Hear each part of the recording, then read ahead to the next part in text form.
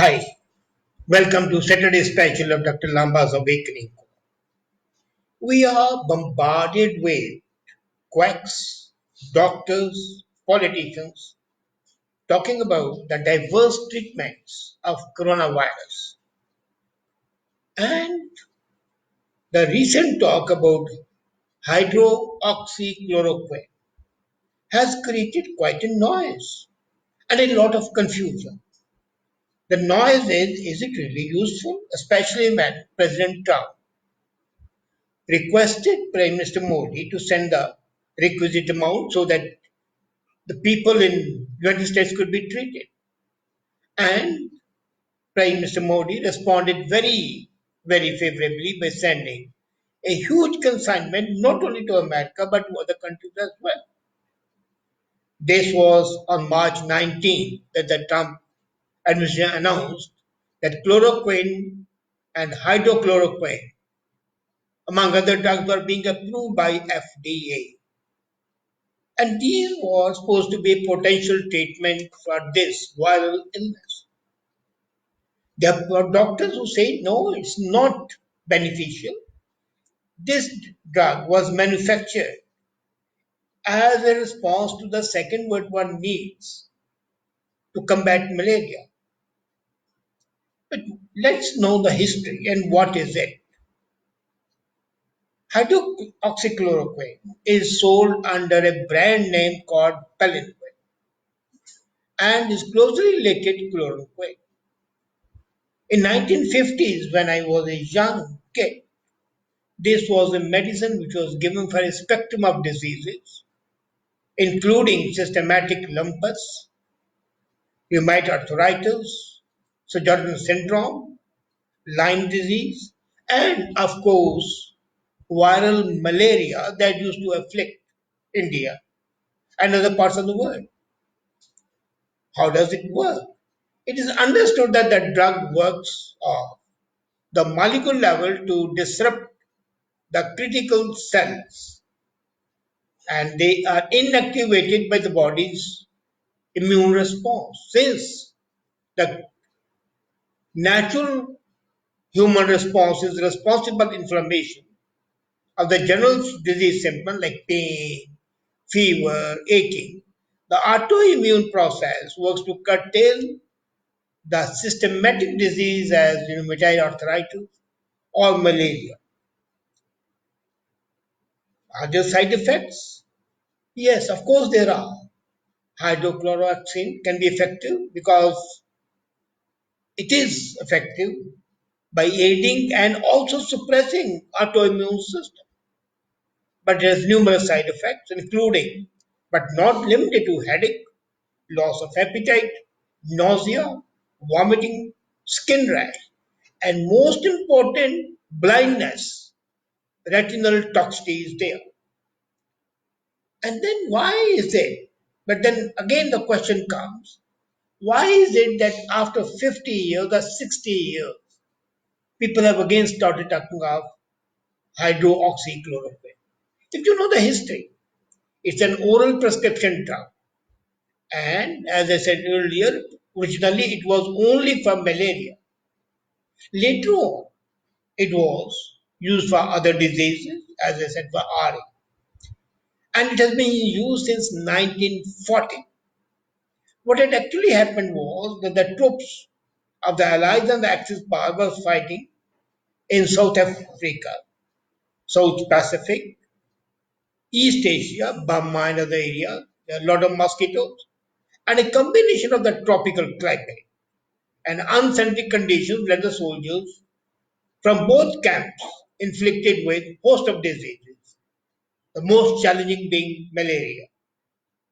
So the foreign troops learned the use of the medicinal plant called cinchona, from which the quinine was made. But the cinchona plant could not be converted into chlorine to the extent it was needed. So synthetic development took place, and the synthetic development led to the manufacture of hydroxychloroquine. And beside the Indian subcontinent, including Africa, including India, Sri Lanka, Bangladesh, Pakistan.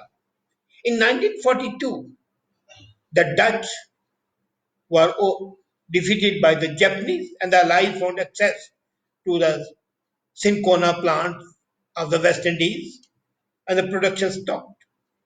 But the US troops found that quinine manufactured from Sincona and hydroxychloroquine manufactured synthetically, it was better to have hydroxychloroquine.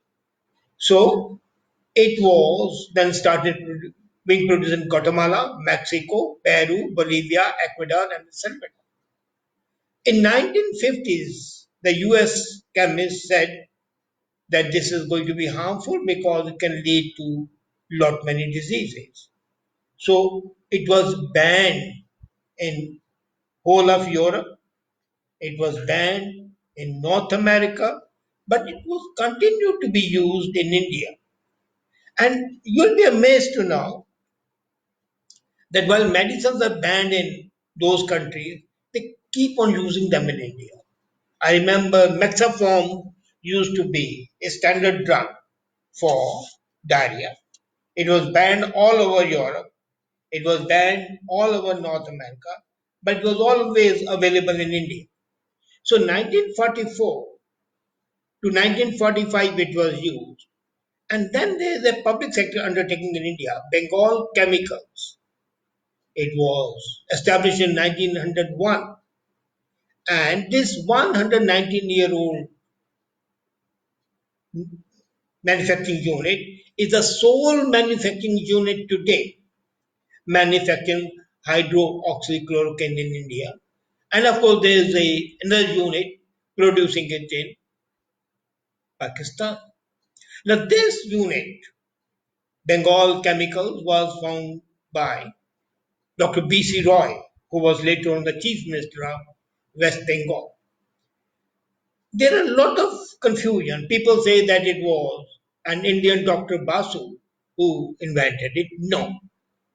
Basu had died in 1940, and the first trials of hydroxychloroquine took place in 1944. So he was not instrumental. But one thing is there that the Sincona plantations in the hills of Darjeeling are today the main source of synthetic drug in the treatment of COVID 19. Now comes the crux. There's always an inborn resistance to whatever President Trump says, right or wrong. The moment President Trump said that we should start using hydroxychloroquine, there was a lot of noise. Washington Post reported that this was going to be very harmful. And he said that the President Donald Trump's statement could be harmful because President Trump had said, what do we lose even if it doesn't work? At least we can try. And Washington Post said that the president, if he was not the president, could be tried for violation of FDA. The writer forgot that FDA had approved this along with an Israeli drug, apixatin, which I had mentioned earlier, on Sunday following March 19. So what President Trump was saying was perfectly legal. The point is, can this anti-malarial drug, along with chloroquine, which has been used throughout the world, be helpful to stave off coronavirus? Let's not forget that the clinical research has not yet been done. The real reason of the coronavirus is still not known. They have still not broken apart the DNA of the virus. Until DNA is ripped apart, you cannot be 100% sure. But I was amused when I saw the ulmas, the issuing a fatwa that if you go and pray in a masjid, coronavirus will not hit you. There are some programs on the Indian TVs I find that recite such and such mantra and you will not have coronavirus. I read in social media on LinkedIn, a couple of people had written, and even on Facebook, that if you recite certain shabads of the gurus of the Sikhs, Dukh Bhanjani they call them, then you would be saved from that. All that is bullshit. Of course, not deny it. But the psychological impact is always there. And the psychological impact, if it may not save the patient, but gives the patient some relief, enables the patient to tolerate the pain and the breathing difficulty, then it's worth. There's nothing wrong with that. After all medication is what? It's palliative. Let's be very sure and very clear that the modern allopathic system does not indulge in curing. It's palliative, for one. And secondly, it finishes of one disease, creates another disease. But the advisory issued by ICMR, Indian Council of Medical Research, is quite interesting. In the beginning, they said, no, it's not relevant, it should not be used. It's meant for malaria, there'll be much of the side effects will be too many, the people will suffer. And within 48 hours, they turned topsy turvy. They issued, towards the end of March, an advisory. And the advisory said the ICMR has studied the working of the product hydroxychloroquine and recommends the use of hydroxychloroquine in a symptomatic healthcare workers treating COVID patients and also allow doctors to prescribe it for household contacts of confirmed patients. So look at it. They are not only saying give to the patient but also to the household contacts of those people so that they do not develop it. Now, is it going to kill the virus? I don't know. There's no medical evidence to that. But psychologically, like you give a placebo to a patient and the patient feels that he is protected, the same might happen here. And a doctor's opinion is, and that is an opinion shared by at least 20 authorities of infectious diseases, that a combination of anti-malarial hydrochloroquine and hydroxychloroquine, which is a derivative of chloroquine, is one of the possible four methods of treatment of coronavirus. One of the four methods. There are other three, but the efficacy of the combination is still being researched. And the Lancet Rheumatology has stated that the use of acidity of these products would breach the membrane and set off a process of replicating copies of itself. Now, that means in simple language that when you ingest this medicine, when you take it, it will break, these molecules will break and replicate themselves and form a sort of a protective layer on the membranes. That protective layer would be useful in protecting the people.